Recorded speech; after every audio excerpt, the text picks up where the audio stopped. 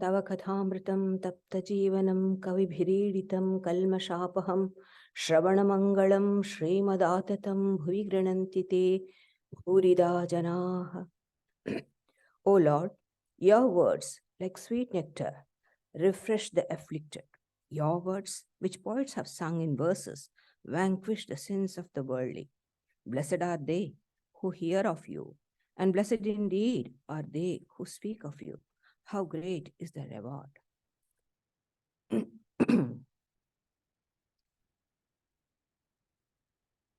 Chapter 32, the last portion of it, because I made two observations which are very good points. I just will deal with it and then we'll go further. This was Sri Ramakrishna had attended a Brahmo festival, autumn festival. Sri Ramakrishna his body was very fragile, but with all that, he did not spare himself. Wherever, whoever called, he went, mixed with people, spoke about the Lord, inspired them, gave a push in their spiritual life, till almost he was exhausted. Finally, clergyman's throat cancer came. Even then, as much as his body could allow him, he did. And we see him going around everywhere. This is on 19th, and then I'm coming on 20th. So he has come here. Sinthi is a place very near to our Dakshineshwar. And so the whole day, evening, he finished the program, and everything is over. In the end, before coming, he gives a piece of advice to the Acharya, the teacher of the Brahmo Samaj. When you mix with people outside your Samaj, love them all. When in their company, be one of them. Don't harbor malice towards them. Don't turn your nose in hatred and say, oh, this man believes in God with form and not in the formless God. That man believes in the formless God and not in the God with form. This is a Christian. This is a Muslim. This is a Hindu. So it is God alone who makes people see things in different ways. Know that people have different natures. Realize this and mix with them as much as you can. And love all. But enter your own inner chamber and enjoy peace and bliss. Lighting the lamp of knowledge in the chamber of your heart, behold the face of the Divine Mother, Brahman's embodiment. What a beautiful advice. This is what happens. People, in spite of all this science, technology, knowledge given to, exposed to so much of information, still people can be very, very narrow. Like-minded people, we are very happy. Someone outside, we can't fit in. Sri Ramakrishna says, those who love God, in whatever form, in wherever, with whomever, they can mix and enjoy God. That's a great quality of mind. That's the richness of heart. How beautifully he could mix with everybody. So this has come to us also in a very rudimentary form. It has come to us. Not that. I remember I went to Kashmir and I went to that Hazrat Bal mosque. It's the biggest mosque in Kashmir because it has the relics of Muhammad's teeth or something is there. A very sacred place. And so we went there and they allowed us. It was all after Kargil and everything. Everything was over. It was quiet and peaceful. So we went and they allowed us. For the ladies, they have got a separate place. And it was so beautiful.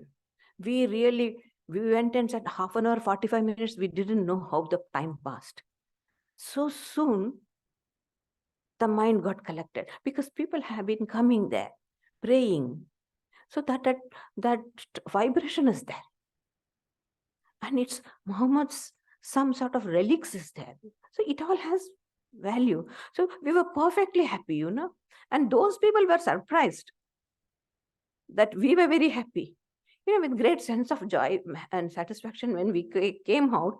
The people who took us in, they were surprised to see us.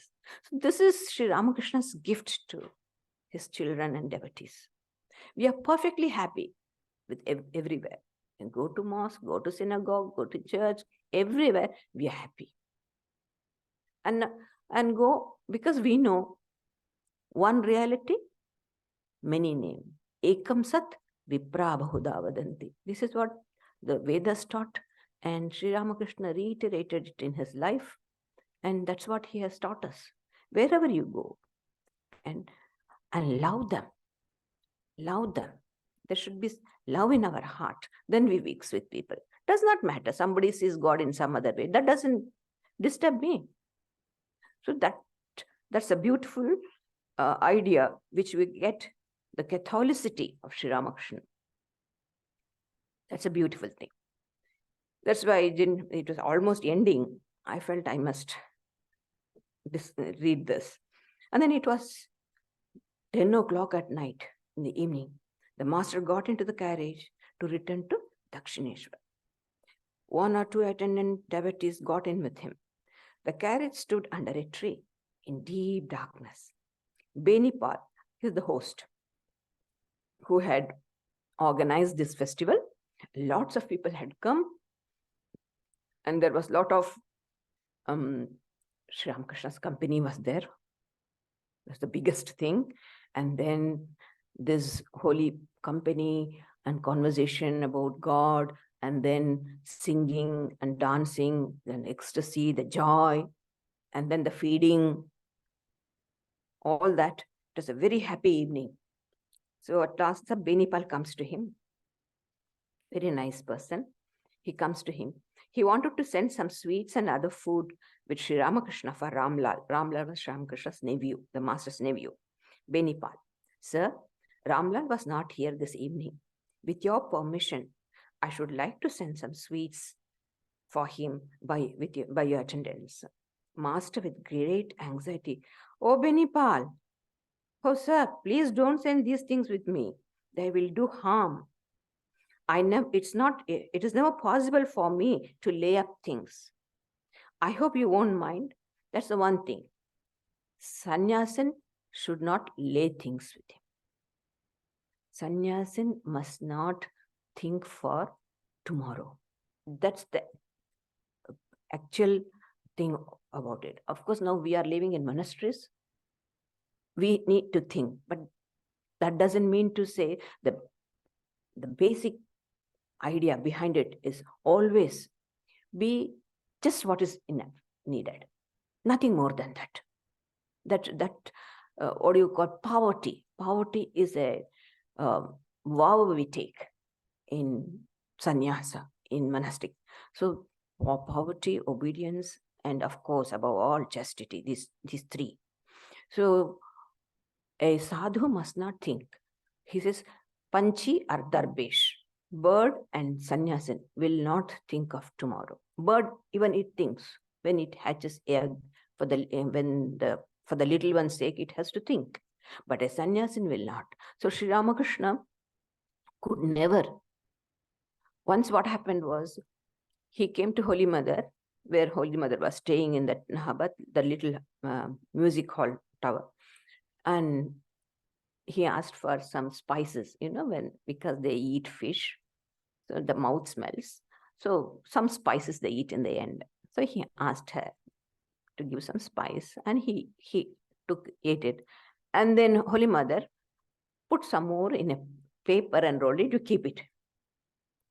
And he took it and he walked towards his room. He was supposed to walk towards his room, but his feet started going towards the Ganges.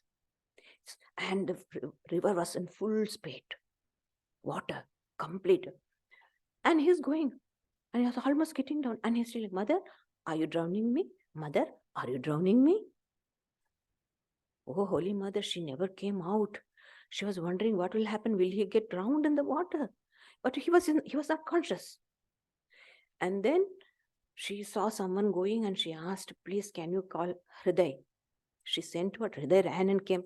When Holy Mother has sent word, means something is there. He just quickly ran and came. She said, go, your uncle is almost going near the river. He might fall there. So he went. What happened? He had that small packet of spices in his bag. So immediately they took it and threw it away. Sri Ramakrishna said, all right. So much, so deep was his sense of renunciation that the whole system would react. So that's why he says, no, don't send it to me, with me. I can't lay things. Even if it's for Ramlal, that won't do. And so he said, please, I hope you won't mind. Minimal was a very nice devotee. He said, as you please, sir. Please give me your blessing. And this is another beautiful point here. The master says, oh, we have been very happy today. You see, he alone is a true man who has made money his servant. He alone is a true man who has made money his servant. But those who do not know the use of money are not men, even though they have human forms. They may have human bodies, but they behave like animals. You are blessed indeed. You have made so many devotees happy today. This is a beautiful statement the master has made. Money is the servant of man. Man is not servant of money. What happens in the world? Man is obsessed. The money will dictate terms for man. What he should do, what he should do. So much of obsession. That money will dictate terms and it will see what sort of life he will lead. And we know how much greed can make. Still, there are people, even now. I know at least one person in this very Australia to whom money is a servant. He knows the value of money. He knows its value and its limitation. It cannot play the fool with him. He knows how much to give time for it, how much importance he have to give, and it will not take hold of him. So he has made money his servant. Such people, great people, are there even now. That means to say this is not something which is not possible to be done. If you know what money will do, what it will not do, then we can keep money at a distance. It will not overpower us. So this is what Sri Ramakrishna is telling us. These two: one, to love everybody, to mix with everybody, to be one with all of them, even though they are of different religions, different denomination, doesn't matter. Be happy, enjoy God in as many ways as you can. And the next is, don't be slave to money. Let money be slave to you, not you the slave to money. These 2 points Sri Ramakrishna has taught us today. And the next day, Monday, October 20th, 1884, 2 days after the first ship of Kali, the Marwaris of the Bado Bazar section of Calcutta were celebrating the Annakut festival. Annakut means it's a festival of rice. Heaps of rice. Just like this height, huge height, full of rice, cooked rice, will be nicely decorated with all different type of goodies, everything, and it will be offered to God, and then it will be distributed among the devotees and the poor, everything. This Annakut, it is called as hill of food. So that was being done, somebody. So they have invited Sri Ramakrishna. Sri Ramakrishna had been invited by the Marwaris devotees to the ceremony at 12 Malik Street. It was the second day of the bright fortnight of the moon, the festival. Just let's go along with Sri Ramakrishna. That's the beauty of the gospel. Gospel enables us to be in the company of Sri Ramakrishna. You need to use your imagination. Even if you haven't seen the place, doesn't matter. You can. Now, Sri Ramakrishna is going to this place. And because it is Diwali and it is a business area, Bado Bazar means it's a big marketplace. Lot of people. So he's going. At about 3 o'clock in the afternoon, M and the younger Gopal came to Bado Bazar. M had in his hand a bundle of clothes he had purchased for Sri Ramakrishna. Mallit Street was jammed with people, bullock carts and other carriages. As M and Gopal approached 12 Malik Street, they noticed Sri Ramakrishna in a carriage, which could hardly move because of the jam, traffic jam. Baburam and Ram Chakrabarti were with Master. He smiled at M and Gopal. So Sri Ramakrishna alighted from the carriage with Baburam. He proceeded on foot because the carriage wouldn't go. Proceeded to the house of the host, M leading the way. They saw the courtyard of the house was filled with big bales of clothes, which were being loaded into bullock carts for shipment. It's a big marketplace it is. And then they live there only. The Marwari host had greeted the master and led him to the third floor of the house. A painting of Kali hung on the wall. Sri Ramakrishna bowed before it. He sat down and became engaged in conversation with the devotees. One of the Marwaris began to stroke his feet. The master asked him to stop. After reflecting a minute, he said, "All right, you can stroke them a little." His words were full of compassion. Now, if a holy person come, it's customary in India that they serve the holy person, sadhu seva. So much so, they even press the feet of the sadhu. Thereby, they acquire merit. The touch, that's what is behind doing the pranam. They touch the feet.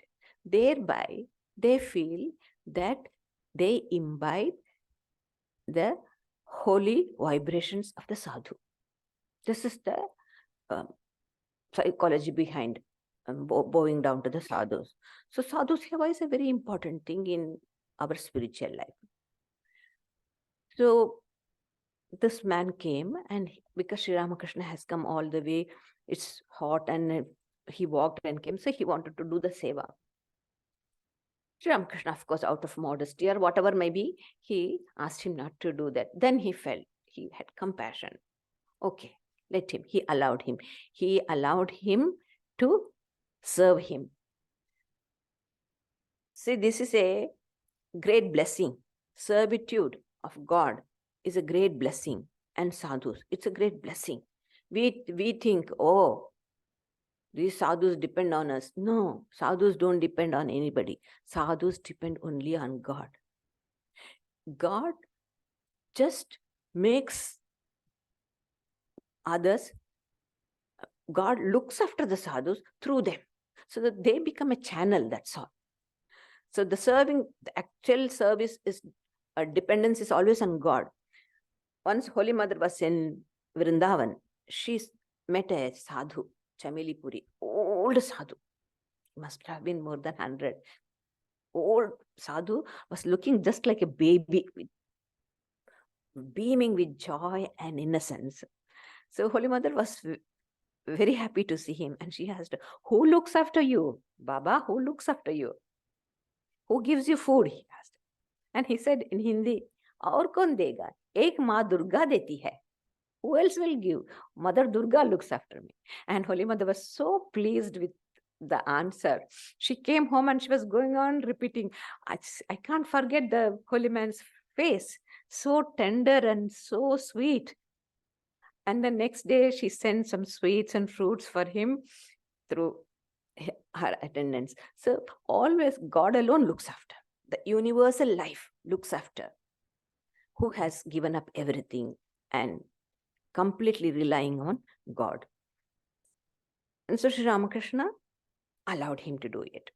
And then casually he was speaking to M, just finding out how could he come today. No school? Yeah. Master was a school teacher, M was a school teacher. How come you have come? No school for you? No, it's a holiday, sir. Because after Diwali, a couple of days, people enjoy, so school holidays. And then Sri Ramakrishna says, tomorrow there will be a musical recital of the Chandi in others' house. See, 19th he went, 20th he has come, 21st he'll be going. So much he used to go around everywhere. A lot of strength he had with all this fragile appearance. The host sent a Pandit to Sri Ramakrishna. He saluted the master and took the seat. Soon they were engaged in conversation. They talked about the spiritual things. Master, God incarnates himself for the bhakta, not for the jnani. Pandit. Then he's quoting the Gita. I incarnate myself in every age for the protection of the good and for the destruction of the wicked and for the establishment of dharma. This is the declaration which Sri Krishna made in Gita. Yada yada hi dharmasya. Whenever the dharma declines, I come. Paritranaya sadhunam vinashaya cha dushkritam. Dharma samsthapanartha. I come yuge yuge. To every age I come. So God becomes man, but there is a slight, the way you look at that aspect of God's descent. God becomes man first for the joy of the bhakta, and secondly for the destruction of the wicked. The jnani has no desire. As I always say, that God is all powerful, almighty, we say. Is it difficult for him to get rid of the evil and the wicked people? Should he come all the way down to our plane, go through all this suffering, entering into this body which is made of 5 elements? Sri Ramakrishna says, Panchabhute Fande, Brahma Pode Kande.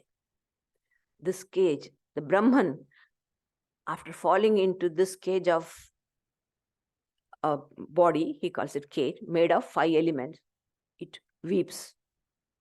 Because Sri Rama wept when Sita was abducted. He was so sad that Sita was abducted. And Sri Ramakrishna himself, you can see, had cancer, he suffered. So all this happens. Christ was crucified. The other day also I was discussing. He was thinking, if this cup could go away. But still no. So he accepted, let the will be done. So this sort of thing happens. And what to speak of us? So these are all the lessons they'll teach us. If you come into this body, these are all inevitable things. You will have to accept it and take it. So that is why, but Lord comes. Lord is all powerful. He could have, as it is, done with it. No, but he incarnates. Why? So that the devotees will enjoy his leela, his doings. His doings will become the subject of meditation for them. And thereby they will derive immense joy. So with that intention, he projects an adorable form. And for ages to come, people contemplate on his divine doings, his nature, and thereby it becomes a path for realization. Hence, incarnation of God is for the bhaktas, not for jnanis, because jnani, the world is unreal for him. He has no desire. So God is, incarnation is not for a jnani. The master smiling. But I have not got rid of all desires. I have the desire for love of God. See, thereby, Sri Ramakrishna is indicating that he is an incarnation of God. Here he says incarnation of God is for the bhakti, for the bhaktas, and not for the jnanis. And Sri Ramakrishna says, but I have a desire for bhakti. The Pandit, in the meantime, the Pandit's son entered and took his seat. The master to the Pandit, well, what is bhava And what is bhakti? See, this is how you talk. The last class we were studying, bodhayanta parasparam. In the Gita, he says, you mutually teach and hear. So this is what? Not that Sri Ramakrishna doesn't know what is bhava and bhakti. Now he is asking this Pandit so that it will make the Pandit also to think on these lines, giving him an opportunity, and those who are there, they also will know. So this is how you start the conversation about God. You speak, somebody listens, and they speak and you listen, mutually teaching and benefiting each other. So here Sri Ramakrishna is asking, what is bhava and what is bhakti? Let's see what's bhava and what's bhakti according to this Pandit. Meditation on God mellows the mind. This mellowness is called bhava.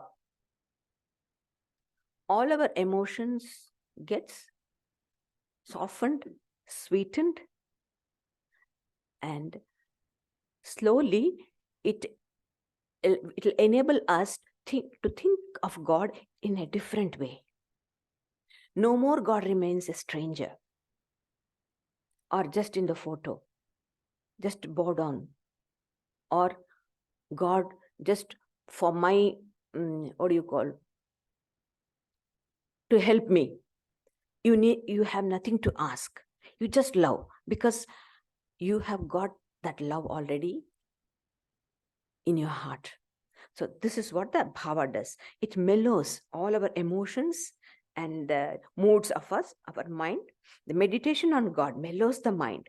This mellowness is called bhava. It is like offing, Thawing. Offing, they call. I thought it is thawing, it's offing. Very strange word, I don't know. Of the ice and the melting of the ice. When the sun rises. Master. Well, what is prema? Prema means love. In English, we call love.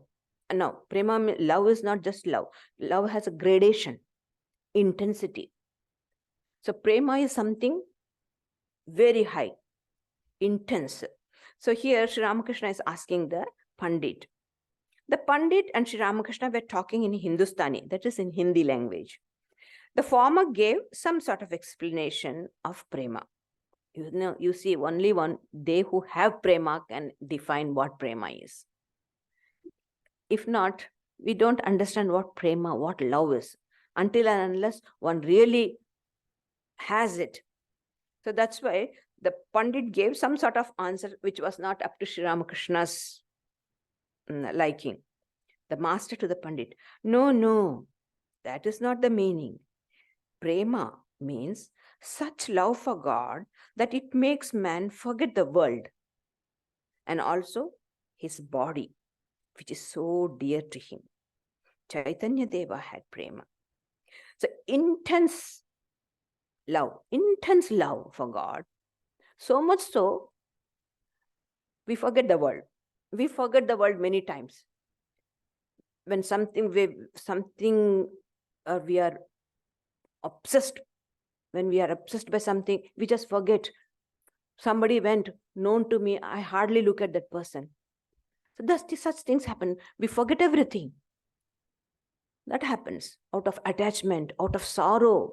So forgetting the world is, to a certain extent, happens to us also. But to forget one's own body, which is so dear, is a rare thing. So this is the definition of love. Love or prema is so intense that you not only forget the world, you forget your own body. You transcend the body consciousness.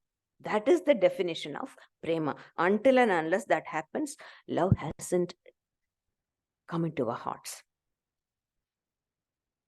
I mean, the prema, the true love. Pandit, yes, sir, one behaves like a drunkard. And we know Sri Ramakrishna was like that. And Sri Ramakrishna used to have this prema, so he literally, once Sri Ramakrishna was going in Bagh Bazar street with some of the devotees. He was in such an ecstatic mood, so much of love he had in his heart at that moment. And when he was walking, he was literally reeling. And somebody said, "Good heavens, look at this man, how he's drunk. He's hardly able to walk." And his devotees who were there, they just smiled. It was not an ordinary wine. It was the wine of love of God. Master, some people develop bhakti and others do not. How do you explain that, sir? Pandit, there is no partiality in God. He is wishfully fulfilling tree. Whatever a man asks of God, he gets. But he must go near the tree and ask the boon. So we have in our mythology a tree called wish-fulfilling tree, Kalpataru. Whatever you ask, the tree gives. So sometimes it's allegoric. Means it's when you go to God, whatever you want, you ask and Lord gives you that. He gives. If your desire is intense and you want it and you hold, I do sometimes, I ask. So if I want to get done something, I ask, please, you get it done, you get it. And Sri Ramakrishna answers the prayer. So far, he has never said no. So that means to say it happens. But you need to go there and ask. But there are chances. If God thinks something is not good for us, he might not give. That I do not know. Why he doesn't give sometimes. He has his own things. He thinks what he does, of course, whatever he likes. But still, the chances is that you do really get when you ask for God. But you have to go and ask. And the Pandit was talking, as you said, he was talking in Hindi, and the master explained it to M in Bengali because M didn't know Hindi. Those days, the Bengalis stayed only in Bengal. So they never had the chance of going to the other parts of the country, and they never learned any other language. Today, almost all Indians know all the languages. At least something they will speak. So now, because the world has come so close and the world is too small. And now, sir, please describe Samadhi to us. The Pandit. There are two kinds of Samadhi, Savikalpa and Nirvikalpa. In the Nirvikalpa Samadhi, the functioning of the mind stops altogether. And here is the one he's always in Nirvikalpa Samadhi, who goes from one to many, Sri Ramakrishna. Once he is in non-dual, and another time he is in the world with us. So his mind was oscillating from one to many. And so this man is trying to explain. So there are two types of Samadhi, Savikalpa and Nirvikalpa. In Nirvikalpa Samadhi, the functioning of the mind stops altogether. Master, yes, the mind completely takes the form of reality. The distinction between the meditator and the object of meditation does not exist. And so different type of Samadhis as they are speaking, which is not, we don't have to worry about it. And the master, well, sir, through the practice of japa and austerities, one can get occult powers, such as walking on the water of the Ganges. Isn't that true? So when we start practicing spiritual practices, when we start concentrating on the mind has a lot of powers which we haven't even tapped into. So if a person starts practicing these sorts of yoga, they're not actually something occult or anything. It's the powers of the mind. They start manifesting. And so this all comes. A person has the capacity to walk over the water and become completely, one can disappear. All these are the powers of the mind. The Pandit, yes, one can, but a devotee doesn't want them. So a true devotee will not crave for these things. Rather, he knows these are obstacles to spiritual life. So, but a devotee doesn't want them. The conversation continued for some time. The Pandit said he would visit the master at Dakshineshwar on the next Ekadashi day. Master, your boy is very nice. The Pandit, well, revered sir, all this is transitory. It is like the waves in the river. One goes down and another comes up. The master, you have substance in you. So Sri Ramakrishna was pleased with this Pandit. See, there are Pandits who are very scholars, Sri Ramakrishna says, but they are like donkeys. They carry things. The donkey carries all the load of the books, but doesn't know what the book contains. So like that, Pandits carry all the thoughts, the scholarship, the language, and everything, but they do not know the essence of the scripture. Once a king wanted to hear Bhagavatam. So he asked a Pandit to come and teach. And then every day the Pandit would come and read Bhagavatam, and he would ask the king, "Sir, did you understand?" Then the king would say, "You first understand." And the next day again he would come and read the Bhagavatam. "Sir, did you understand?" "You first understand." So the Pandit was surprised. How come this king is telling this? Then he pondered and pondered and pondered. Then he understood. All this scholarship is for only one thing: to go towards God, to attain the love of God. Apart from this, the scriptures have no other value. Sri Ramakrishna says, what are scriptures? They are the list, shopping list. This has to be purchased. So you take the list. List is very precious. You lose, then at home they'll give you good. I gave all the list and you lost it. So you have to be very careful with the list, shopping list. And how long it does?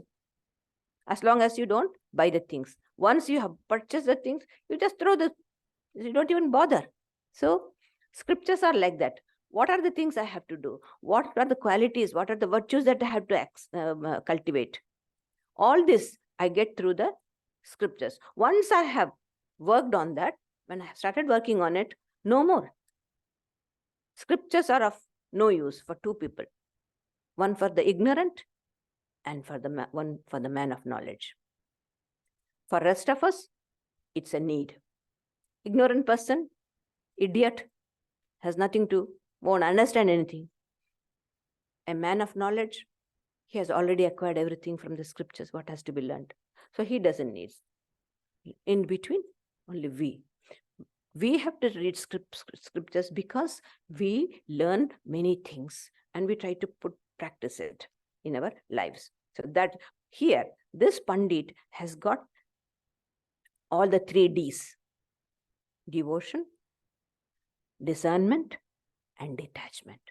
To a certain degree, this Pandit has. That is why Sri Ramakrishna was happy with him and he was talking. So you have some substance in you.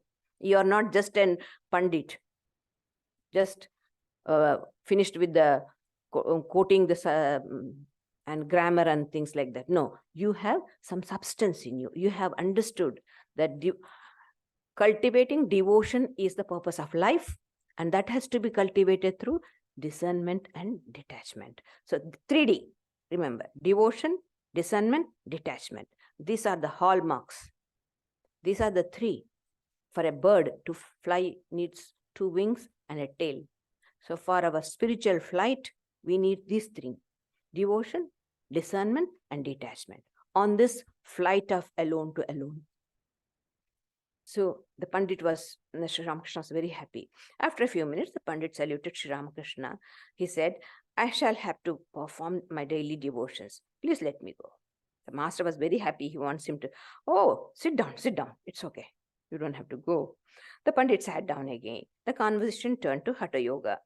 The Pandit discussed the subject with master in Hindustani. Sri Ramakrishna said, "Yes, that is also a form of austerities. But the Hatha Yogi identifies himself with his body.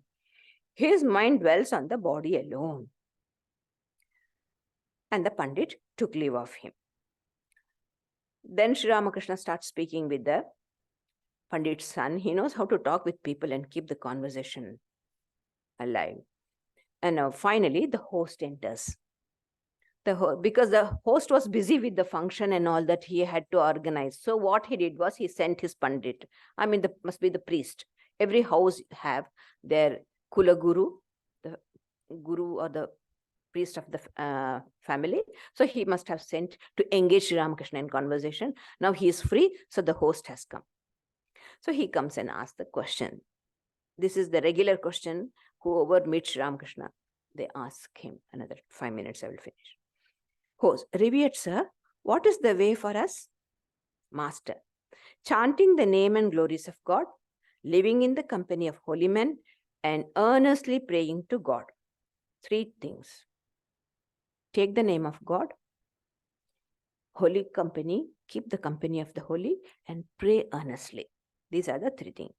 Please bless me, sir, that I may pay less and less attention to worldly things.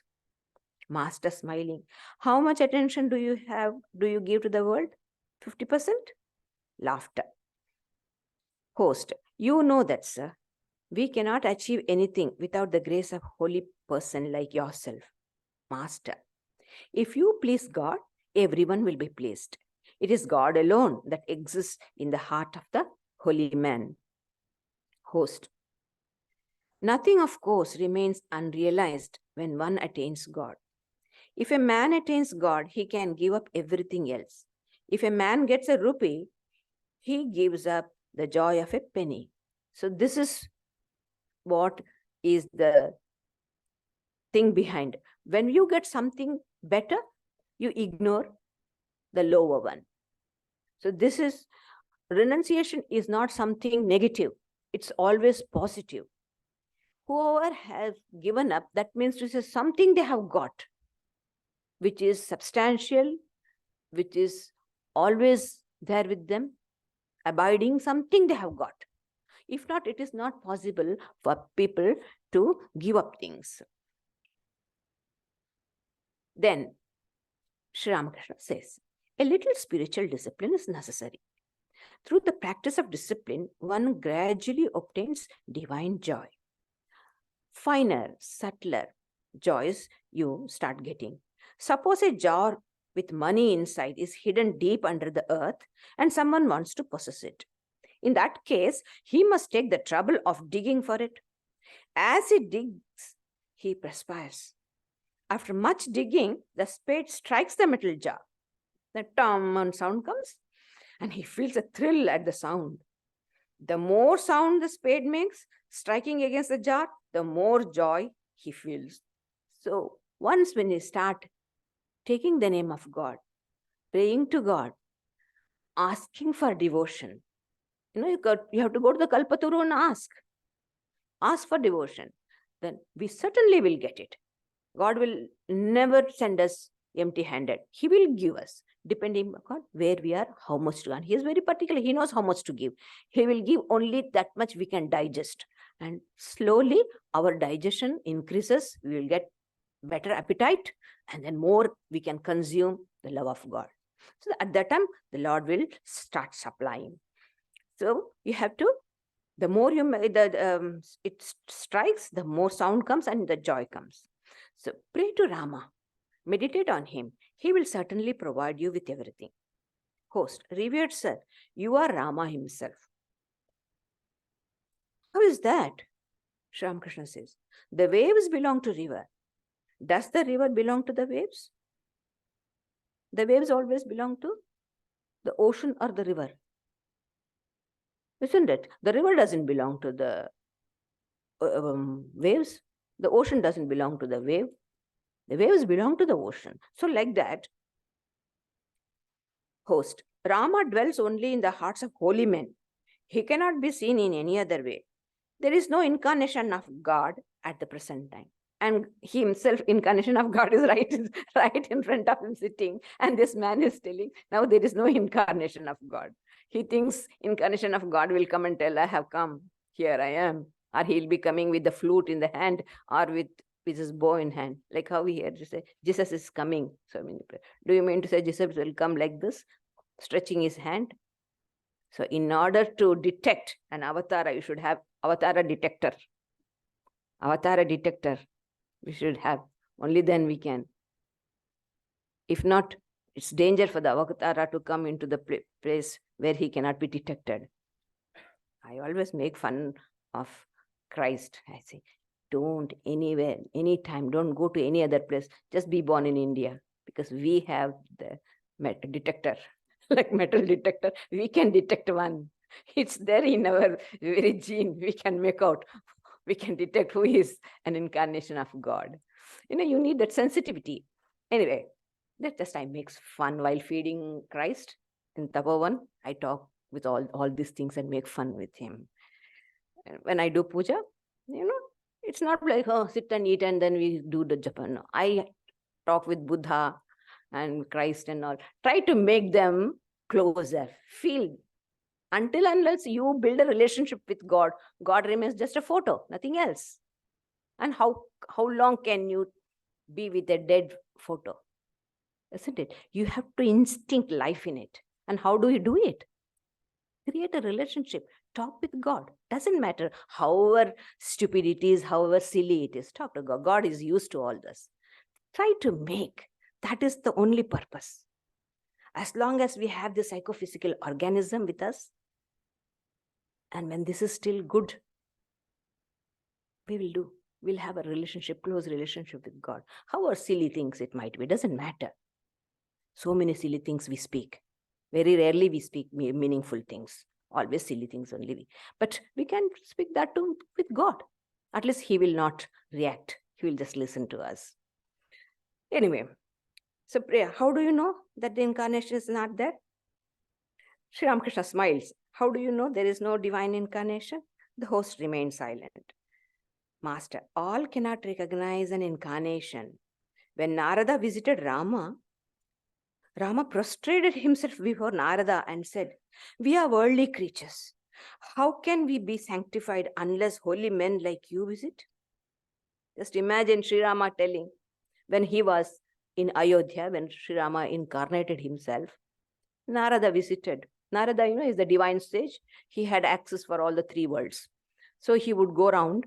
So once he visited, he wanted to see how God, when he assumes a human form, how does he behave? So he came to Rama's house, and immediately, as soon as Rama saw holy person has come, he straight flat fell at his feet, and he said, "We are worldly creatures. How can we be sanctified if holy people like you don't come?" So this is how God teaches. That is why the doings of the incarnation has to be studied. We cultivate devotion, we cultivate dispassion, and culture comes to us. That's how the culture is for the posterity is been given. So Sri Rama, he's Parabrahma himself, supreme reality. But when he has incarnated as a man, he has all his limitations. He keeps it intact. And then he says, and further, Rama went to exile in the forest to redeem his father's pledges. He saw that since hearing of his exile, the rishis of the forest had been fasting. Many of them did not know Rama was none other than Supreme Brahman. Only a few, Ramakrishna says, only a few rishis, the great rishis like Bharadwaja, very great, highly spiritual giants they are. A few rishis, only they could recognize Sri Ramachandra as an incarnation of God. Poor Marwadi devotee, how can he recognize Sri Ramakrishna, an incarnation? God himself is sitting in. He incarnated himself as Rama and as Krishna, he is sitting in front of him as Sri Ramakrishna. He couldn't. But this much, he had devotion to Sri Ramakrishna, and that is why Sri Ramakrishna blessed his home by visiting him on that Annakuta festival. Thank you.